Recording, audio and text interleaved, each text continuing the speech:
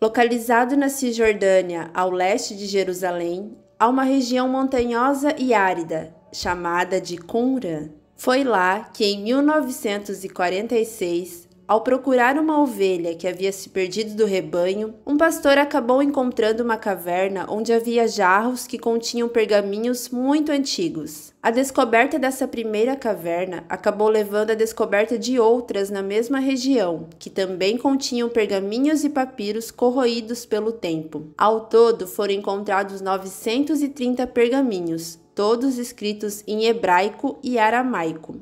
Esses pergaminhos ficaram conhecidos como os manuscritos do Mar Morto e nos contam muito sobre o mundo antigo.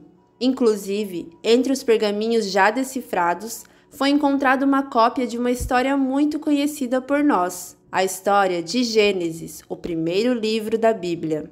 O mais interessante é que essa cópia de Gênesis foi escrita em primeira pessoa. Uma das revelações surpreendentes é uma história sobre Noé que não vemos no Antigo Testamento. A história conta que quando Noé nasceu, ele era um bebê estranho. Seus olhos e sua pele brilhavam muito, chegando a iluminar o quarto. Isso acaba levantando dúvidas sobre a sua verdadeira origem. O pai de Noé, Lameque, questiona sua esposa se Noé era mesmo seu filho. Essa dúvida se dá por conta da história dos anjos caídos, que desciam dos céus e tinham relações com mulheres humanas. Será que a origem de Noé é, na verdade, extraterrestre? E a sua chegada já estava predestinada a assumir um importante papel no grande dilúvio? Naquela época, os planos dos deuses para acabar com a humanidade podem ter surgido para limpar a Terra de erros genéticos, pois havia surgido uma dimensão extraterrestre através da poluição da genética humana. E Noé seria o pai de uma nova versão da humanidade.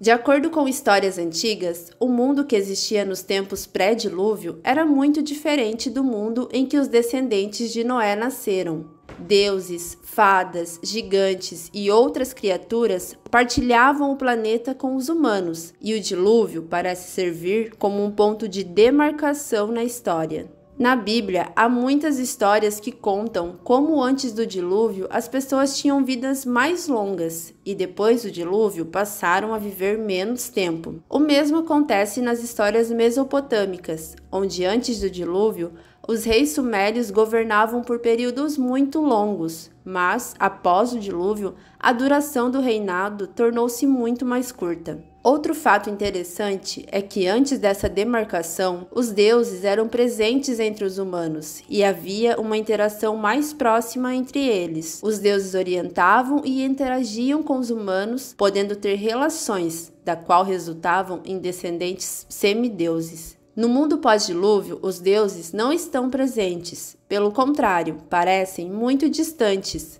Isso levanta a teoria de que esse momento foi o grande ponto de virada na história humana.